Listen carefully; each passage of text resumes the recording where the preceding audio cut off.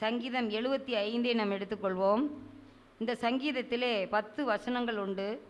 இது அல்தஸ்கேத் என்னும் வாத்தியத்திலே வாசிக்கும்படி ராகத்தலைவனுக்கு ஒப்புவிக்கப்பட்ட ஆசாபின் சங்கீதமாகிய பாட்டு என்று அதனுடைய முகப்பில் எழுதப்பட்டிருக்கிறது. ஆசாப் இந்த சங்கீதத்தை பாடியிருக்கிறார்.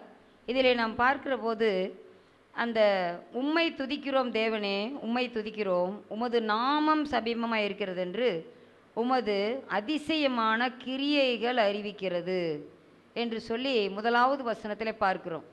உமது நாமம் சமீபமாக இருக்கிறது, அது கர்த்தருடைய வருகை சமீபமாக இருக்கிறது என்று சொல்லி நாம் அநேக இடங்களில் நாம் வாசிக்கிறோம். இந்த இடத்துல பார்க்கிறோம் அவருடைய நாமம் சமீபமாக இருக்கிறது என்று சொல்லி. ஆகவே உம்மை துதிக்கிறோம் தேவனே, உம்மை துதிக்கிறோம் என்று சொல்லி அழகாக இந்த பாடலை அவர் ஆரம்பித்திருக்கிறார்.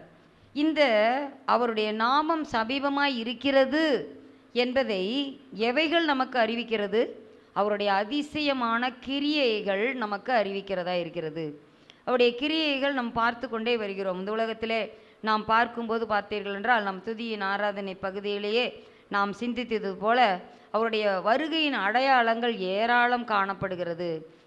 மத்தேயு சுவிசேஷம் 24ஆம் அதிகாரத்தில் நீங்கள் அதை வாசிப்பீர்கள் என்றால் அதில் 8 காரியங்கள் சொல்லப்பட்டிருக்கிறது.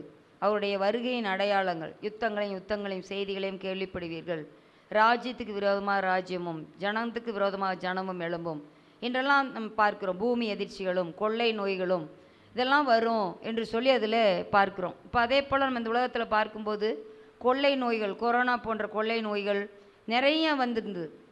சிக்கன் குனியா இதுன்னு என்னென்னமோ வருது. பல வகைப்பட்ட வியாதிகள் இந்த உலகத்திலே காணப்படுகிறது. அதே போல் பூமி அதிர்ச்சிகள், அதே போல் இயற்கை சீற்றங்கள், வெள்ள அபாயங்கள், அதே போல் பார்த்திங்கன்னா பெருமழை, பெருவெள்ளம் இதெல்லாம் நிறைய வந்து புயல், சுனாமி போன்ற அனைத்து காரியங்களும் காணப்படுகிறது. ஆகவே இந்த அதிசயமான கிரியைகளெல்லாம் அவருடைய நாமம் சமீபமாக இருக்கிறது என்பதை காட்டுகிறது. ஹல்லேலூயா. அதை அறிவிக்கிறது. பகலுக்கு பகல், இரவுக்கு இரவு அதை அறிவிக்கிறது என்று சொல்லி நாம் பார்க்கிறோம். அவைகள்லாம் அமைதியாக தன் பாதையில் ஓடுகிறது என்று நாம் நினைத்து கொண்டிருக்கிறோம். ஆனால் எல்லாமே என்ன செய்து ஆண்டவருடைய நாட்களை அறிவிக்கிறதா இருக்கிறது. காலங்கள் அவர் கரத்தில் இருக்கிறது, பூமி உருண்டி அவர் கரத்தில் இருக்கிறது. ஆகவே அவர் என்ன செய்கிறார்? அவர் தன் மணவரையிலிருந்து புறப்படுகிற மணவாளனைப் போல சூரியன் என்ன செய்கிறாரா? அது புறப்பட பண்ணுகிறார் என்று சொல்லி பார்க்குறோம். பூமி சுற்றுகிறது, சூரியன் அதே இடத்தில் தான் இருக்கிறது. ஆனால் என்ன செய்கிறது? பூமி சுழல்வது நிமித்தமாக அது தன்னைத்தானே சுற்றி கொண்டு சூரியனையும் சுற்றி வருது. அது தன்னைத்தானே சுற்றி கொள்ள ஒரு நாளையும், அது பூமியை சூரியனையும் சுற்றி வர ஒரு வருடத்தையும் அது எடுத்துக்கொள்கிறது. இவைகளெல்லாம் எதை காட்டுகிறது? அவருடைய அதிசயமான கிரியைகள். பருவ காலங்கள் மாறுகிறது. வெயில் காலம், கோடை காலம், குளிர்காலம், மழை காலம் என்று சொல்லி இந்த காலங்களெல்லாம் அந்த அதிசயமான கிரியைகள் தான் நமக்கு காட்டுகிறது. ஆகவே இதையெல்லாம் பார்க்கிற போது நாம் இப்போ பார்த்திங்கன்னா எல்லாமே இந்த கடைசி நாட்களில் அது சொல்லப்பட்ட எல்லா வசனங்களும் ஒரு எழுத்து விடாமல் நிறைவேறி கொண்டு வருகிறது. இப்போ இதையெல்லாம் பார்க்கும்போது அவர் சமீபமாய் எதற்கு வருகிறார் என்பதை 2வது வசனம் சொல்லுகிறது. எதற்கு அவர் வருகிறார்? நியமிக்கப்பட்ட காலத்திலே யதார்த்தமாய் நியாயம் தீர்ப்பேன். ஹல்லேலூயா. நியமிக்கப்பட்ட காலத்திலே, அவர் பிறந்த போதும் அப்படித்தான், காலம் நிறைவேறின போது கன்னியிடத்தில் பிறந்தார் என்று சொல்லி வேதத்தில் நான் வாசிக்கிறோம். ஒவ்வொன்றுக்கும் ஒரு காலம் உண்டு என்று சொல்லி பிரசங்கி சொல்லுகிறார். அது மாதிரி ஆண்டவர் நியமிக்கப்பட்ட காலம், உலக தோட்டத்துக்கு முன்பாகவே இந்த நாளிலே இந்த காலங்களிலே நான் நியாயம் தீர்ப்பேன் என்று சொல்லி ஆண்டவர் வைத்திருக்கிறார். அப்போ நீதியுள்ள நியாயாதிபதி எப்படி நியாயம் தீர்ப்பாராம்? யதார்த்தமாய், பாரபட்சம் இல்லாமல், எந்த விதமான பரிதானம் இல்லாமல். அவர் எந்த விதத்திலும் அந்த என்ன செய்ய மாட்டார். ஏழை பணக்காரன், படித்தவன் படிக்காதவன், இந்த நாட்டுக்காரன் அந்த நாட்டுக்காரன் அப்படின்லாம் எந்த பாரபட்சமும் அவருக்கு கிடையவே கிடையாது. இந்த உலகத்தில் உள்ள நியாயாதிபதிகள் என்ன செய்யலாம்? பணம், பாதாளம் வரை பாயும், பணத்தினால் எல்லாவற்றையும் சுதந்திரித்து கொள்ளலாம் என்று சொல்லி நினைத்து கொண்டிருக்கலாம். ஆனால் இந்த பணம், பதவி, படிப்பு எதுவுமே ஆண்டவருடைய நியாயஸ்தானத்திற்கு முன்பாக நிற்க முடியாது. ஹல்லேலூயா. ஆகவே அவர் யதார்த்தமாய் நியாயம் தீர்ப்பார் என்று சொல்லி பார்க்கிறோம். ஆனால் இந்த உலகத்தில் நியாய தீர்ப்புகள் எப்படி இருக்குது? குதர்த்தமாக இருக்கிறது, ஒன்றுக்கு பின் முரணாக இருக்கிறது. யார் அதிகமாக வெயிட்டு கொடுக்குறாங்களோ அந்த இடத்துக்கு நியாயம் சாஞ்சிருது. ஆனால் அப்படி இல்லை. ஆண்டவராக இயேசு கிறிஸ்து நியாயமாய் நியாயம் தீர்ப்பார். அவர் தராசு அவர் கையில் இருக்கிறது. கள்ளத்தராசு கர்த்தருக்கு அருவருப்பானது, சுமத்திரையான நிறைகளோ அவருக்கு பிரியம். ஆகவே அந்த தராசை அவர் கையில் வைத்திருக்கிறார். நியாயமாய் விசாரிப்பார், ஒடுக்கப்படுகிறவர்களுக்கு நீதி செய்வார், விதவைகளின் வழக்கை விசாரிப்பார் என்று சொல்லி சொல்கிறார். இப்போ நான் தான் வழக்காடுவோம் மாறுங்கள் என்று கர்த்தர் சொல்லுகிறார் என்று சொல்லி நம்ம வாசிக்கிறோம்.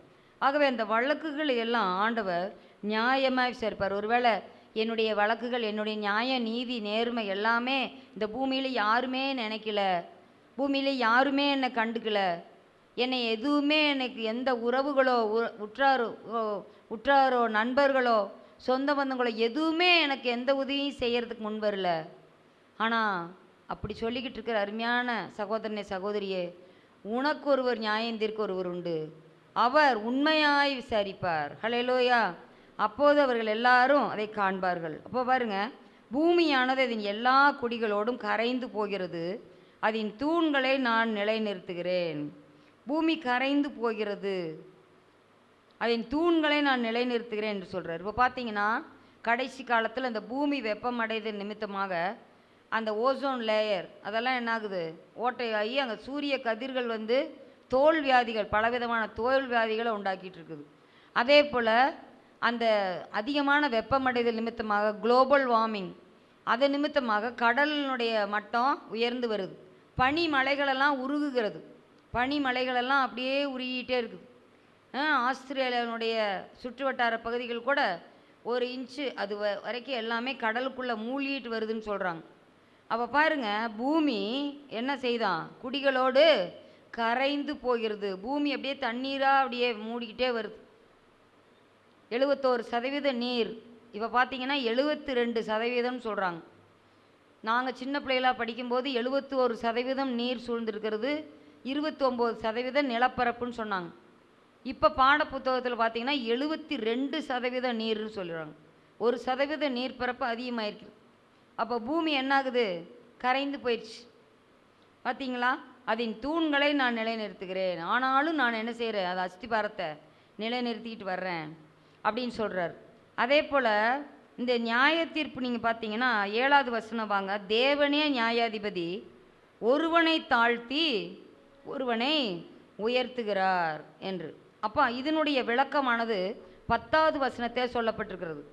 ஒருவனை தாழ்த்தி, துன்மார்க்கருடைய கொம்புகளை எல்லாம் வெட்டி போடுவேன். துன்மார்க்கரை தாழ்த்துறார், ஒருவனை உயர்த்துகிறார், நீதிமானுடைய கொம்புகளோ உயர்த்தப்படும். ஹல்லேலூயா. கொம்புகள் என்றால் அவனுடைய பதவி, அதிகாரம், வல்லமை அப்படின்னு சொல்லலாம், அதுதான் கொம்புகள். ஹல்லேலூயா. அப்போது ஆண்டவர் என்ன செய்கிறார்னா, நீதியாய் நியாயந்திருக்கிறவர் என்ன செய்கிறாரா, அவர் எளியவனை அவனை குப்பையிலிருந்து உயர்த்தி அவனை பிரபுக்களோடு உட்கார பண்ணுகிறார் என்று சொல்லி நாம் வேதத்தில் வாசிக்கிறோம். அரசால அடிமையிலிருந்து அரசால புறப்படுவாரும் உண்டு என்று சொல்லி சொல்லப்பட்டிருக்கிறது. பார்த்தீங்களா? அரசால தாவீது பாருங்கள், ஆடுகள் பின்னால் தெரிந்து கொண்டிருந்தவனை அரசனாக மாற்றினார். சிறைச்சாலையில் வாடிக்கொண்டிருந்த யோசேப்பை சிங்காசனத்துக்கு மாற்றினார். ஹல்லேலூயா. அடிமையாக பாபிலோனுக்கு கொண்டு போகப்பட்ட தானியேல், ஷாத்ரக், மேஷாக், ஆபேத்நேகோவை என்ன செஞ்சாங்க, அதிபதிகளாக ஆண்டவர் உயர்த்தினார். யாருமே இல்லாத, தாய் தோப்பு இல்லாத எஸ்தரை ராஜாத்தியாக ஆண்டவர் உயர்த்தினார். ஹல்லேலூயா. அவருக்கு உயர்த்துவதற்கு அவரால் முடியும். நம்மை ஆண்டவர் உயர்த்த வேண்டும் என்று சொல்லி சித்தம் வைத்திருந்தார் என்றால் அந்த உயர்வுக்கு யாரும் தடையாக இருக்க முடியாது. ஆண்டவர் உயர்த்துவேன் என்றால் நிச்சயமாக உயர்த்துவார். ஹல்லேலூயா. அப்படிப்பட்ட தேவன் தான் நம்ம நியாயாதிபதி. ஹல்லேலூயா. அதே போல் இன்னும் என்ன சொல்லியிருக்குதுன்னா, 4வது வசனம் 5வது வசனத்தையும் பாருங்கள். வீம்புக்காரரை நோக்கி வீம்பு பேசாதீங்க, துன்மார்க்கரை நோக்கி கொம்பை உயர்த்தாதிருங்கள் என்றும் சொன்னேன். உங்கள் கொம்பை உயரமாய் உயர்த்தாதிருங்கள், இருமாப்புள்ள கழுத்துள்ளவர்களாய் பேசாதிருங்கள் என்று சொல்லி இந்த ஆண்டவர் கட்டளையிடுகிறார். வீம்பு, ரொம்ப பெருமை பேசுறது, வீம்பு பேசாத, உன் பெருமையெல்லாம் ஒன்றுமே இல்லை. இன்றைக்கு காலையில் அதிகாலை ஆராதனையில் நாங்கள் சிந்தித்தோம். 1 கொரிந்தியர் 1ஆம் அதிகாரத்தில் நாங்கள் சிந்தித்தோம். 1 கொரிந்தியர் 1ஆம் அதிகாரம் 29வது வசனத்தில், மாம்சமான எவனும் தேவனுக்கு முன்பாக பெருமை பாராட்டாதபடிக்கு அப்படி செய்தார். எப்படி செய்தார்? ஞானிகளை வெட்கப்படுத்தும்படி பைத்தியமானவைகளையும், பலமுள்ளவை வெட்கப்படுத்தும்படி தேவன் பலவீனமானவைகளையும், உள்ளவைகளை அவமாக்கும்படி இழிவானவைகளையும், அற்பமாய் எண்ணப்பட்டவர்களும் இல்லாதவைகளையும் தேவன் தெரிந்து கொண்டார். மனுஷர் தங்கள் மனுஷர் என்று அறியும்படிக்கு, இந்த உலகத்துள்ள ஜனங்கள் தான் ஒரு மனுஷன்தான் அப்படிங்கிறத அவங்க நினைக்கணும். அதற்காகத்தான் இப்படி செய்தாராம். ஹல்லேலூயா. அப்போ பாருங்க, அவங்க என்ன பெருமை என்ன இது பேசினாலும் இந்த உலக ஞானம், சுய ஞானமெல்லாம் அவர்கள் என்ன செய்யும்? ரட்சிக்காது. ஆனால் தேவ ஞானமோ தேவ பலமோ நம்ம என்ன செய்யும்? ரட்சிப்புக்கு நேராக வழி நடத்துகிறதா இருக்கிறது. ஹல்லேலூயா. உலகமானது சுய ஞானத்தினாலே தேவனை அறியாது இருக்குது. ஆனால் பைத்தியமாய் தோன்றுகிற பிரசங்கத்தினாலே விசுவாசிகளை ரட்சித்து விசுவாசிகளை ரட்சிக்க தேவனுக்கு பிரியமாயிற்று. ஹல்லேலூயா. பைத்தியமாய் தோன்றுகிற பிரசங்கம் அப்படின்னு இதில் சொல்லப்பட்டிருக்கிறது. மற்றவங்க என்ன செய்வாங்க?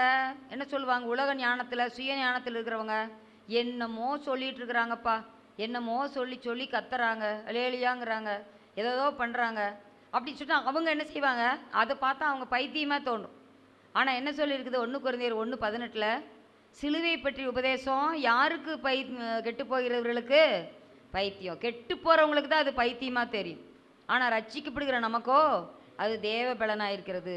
ஆகவே உங்கள் கொம்பை உயரமாய் உயர்த்தாதிருங்கள், இருமாப்புள்ள கழுத்துவையாய் பேசாதிருங்கள் அப்படின்னு ஆண்டவர் சொல்கிறார். ஆகவே இதையெல்லாம் நம்ம அறிந்து புரிந்து உயர்த்தப்பட வேண்டிய ஒரே ஒரு பொருள் உண்டானால் அது சிலுவை. அல்லேலூயா. சிலர் ரதங்களை குறித்தும் சிலர் குதிரைகளை குறித்தும் மேன்மை பாராட்டுவார்கள். நானும் உம்முடைய சிலுவையை குறித்தே அல்லாமல் வேறொன்றையும் குறித்து மேன்மை பாராட்ட மாட்டேன் என்று சொல்கிறார். அழகா அந்த கிறிஸ்தவ கீர்த்தனை ஒன்று, விந்தை கிறிஸ்தேசு ராஜா உந்தன் சிலுவை என் மேன்மை. ஹல்லேலூயா. ஆகவே அவைகளை குறித்தே நாம் பேசுவோம் என்று இந்த இடத்துல சொல்லப்பட்டிருக்கிறது. ஏனென்று கேட்டால், கிழக்கிலும் மேற்கிலும் வனாந்தர திசையிலிருந்து ஜெயம் வராது. நம்ம ஜெயமெல்லாம் எங்கிருந்து வரும்? நன்மையான எந்த ஈவும் பூர்ணமான எந்த வரமும் பரத்திலிருந்து சோதிகளின் பிதாவினிடத்திலிருந்து இறங்கி வருகிறது. ஹல்லேலூயா. ஆகவே அப்படிப்பட்ட ஆசீர்வாதங்களுக்காக நாம் காத்திருப்போம். நம்ம கிழக்கிலிருந்து இங்கே இருக்கக்கூடியவங்க நமக்கு உதவி செய்வாங்களா? இந்த திசையிலிருந்து நமக்கு நன்மை வருமா? வடக்கிலிருந்து வருமா? தெற்கிலிருந்து வருமான ஒவ்வொரு திசைகளையும் பார்த்ததெல்லாம் போதும். நாம் நோக்கி பார்க்குவது எனக்கு ஒத்தாசி வரும் பர்வதங்கள். ஹல்லேலூயா. எனக்கு ஒத்தாசி வரும் பர்வதங்களுக்கு நேராக என் கண்களை ஏறெடுக்கிறேன். வானத்தை நோக்கி பார்ப்போம், நம் கைகளை உயர்த்துவோம், சத்தமிட்டு கெஞ்சுவோம், அவருடைய சமூகத்திலிருந்து ஒத்தாசை வரும். ஹல்லேலூயா. அப்படிப்பட்ட தேவன் என்ன சொல்கிறாருன்னா, 8வது வசனத்தை பார்க்கிற போது, கலங்கி பொங்குகிற மதுபானத்தினால் நிறைந்த பாத்திரம் கர்த்தருடைய கையில் இருக்கிறது என்று சொல்லும்போது, பொங்குகிற பாத்திரம் என்றால் அது பூரண கோபத்தை காட்டுகிறது. மதுபான பாத்திரம் கிடையாது. இந்த இடத்துல என்ன சொல்லியிருக்குது? பூரண கோபம், கிளைமேக்ஸ், அவருடைய கோபத்தினுடைய உச்சகட்டத்தை அது விளக்குகிறது. கிளைமேக்ஸை தான் அது சொல்லுது. கோபத்தின் உச்சகட்டம், நிறைந்த பாத்திரம். எப்படி எப்படி ஆசீர்வாதம். தாவீது சொல்கிறார், என் பாத்திரம் நிரம்பி வழிகிறது. ஆசீர்வாதத்தின் பாத்திரம் பொங்குகிறது. அதுபோல் இப்போ கடைசி நாட்களில் தேவனுடைய கரத்தில் இருக்கக்கூடிய நியாயாசனத்திலிருந்து கலங்கி பொங்குகிற மதுபானமாகிய அந்த கோபம் வெளிப்படுகிறது. ஹல்லேலூயா. அவருடைய கோபத்திற்கு முன்பாக நிற்பவன் யார்? பூமியில் உள்ள துன்மார்க்கர் யாவரும் அதன் வண்டல்களை உறிஞ்சி குடிப்பார்கள். பார்த்தீங்களா? அதனுடைய பலனை அவங்களுக்கு தான் அது கிடைக்குது. கலங்கி பொங்கிற மதுபானத்தை போல இருக்கக்கூடிய அந்த கோபம் என்னது? அவர் கோபம் அக்கினியை போல சூளையை போல எரிக்கிற அந்த நாள், மப்பும் மந்தாரமான நாள், சூளையை போல எரிகிற நாள். சகரியா மல்கியா புத்தகங்களெல்லாம் நம்ம வாசிக்கிறோம். கர்த்தருடைய பெரிதும் பயங்கரமான நாள். பலசாலி முதற்கொண்டு மனங்கசந்து அழுவானா, அந்த நாளை காண முடியாது. அப்படிப்பட்ட நாளில் ஆண்டவர் வந்து நியாயம் தீர்க்க வருகிறார். ஆனால் 9வது வசனம் சொல்லுது, நானோ என்றென்றைக்கும் ஃபார் எவர் அண்ட் எவர் இதை அறிவித்து, எதை? அவருடைய மகத்துவங்களை, அவருடைய நீதி நியாயங்களை, அவர் வல்லமைகளை, அவர் அதிசயங்களை, அவர் நாமம் சமீபமாய் இருக்கிறது என்பதை அறிவித்து யாக்கோபின் தேவனை கீர்த்தனம் பண்ணுவேன். ஹல்லேலூயா. ஆகவே நாம் எப்போதும் ஆண்டவரை துதித்து கொண்டே இருக்க வேண்டும். அவரை குறித்து பாடும் பாட்டு எப்போதும் நம் வாயில் இருக்க வேண்டும். கர்த்தர் தாமே இந்த சங்கீதத்தின் ஆசீர்வாதங்கள் நமக்கு கட்டளையிட்டு நம்மை ஆசீர்வதிப்பாராக. எங்களை மிகவும் நேசித்து நடத்துகிற எங்கள் அன்பின் பரலோக பிதாவே, இந்த நல்ல வேலையை கட்டளையிட்டதற்காக நன்றி. இப்போதும் ஆண்டவர் இந்த சங்கீதத்திலிருந்து நீர் எங்களோடு பேசினீர், அதற்காக உமக்கு ஸ்தோத்திரம். ஆண்டவரே, நீ நீதியாய் நியாயந்திருக்கிறவர், யதார்த்தமாய் நியாயந்திருக்கிறவர். ஆண்டவரே, எந்த விதமான ஆண்டவரே பாரபட்சமில்லாமல் நியாயந்திருக்கிறவர். ஆண்டவரே அப்பா, உம்முடைய நாமம் சமீபமாக இருக்கிறது என்று எல்லா காரியங்களும் அறிவிக்கிறதப்பா. உம்முடைய கிரியைகளெல்லாம் அதிசயமான கிரியைகள் அறிவித்து கொண்டே இருக்கிறது. இன்னும் நாங்கள் இதையெல்லாம் பார்த்தும் கூட இன்னும் நாங்கள் ஆண்டவரே அப்பா உதாசீனப்படுத்தி கொண்டு இருக்கக்கூடாது ஆண்டவரே. இன்னும் நாங்கள் ஆண்டவரே அப்பா கவலையீனமாக இருக்கக்கூடாது ஆண்டவரே.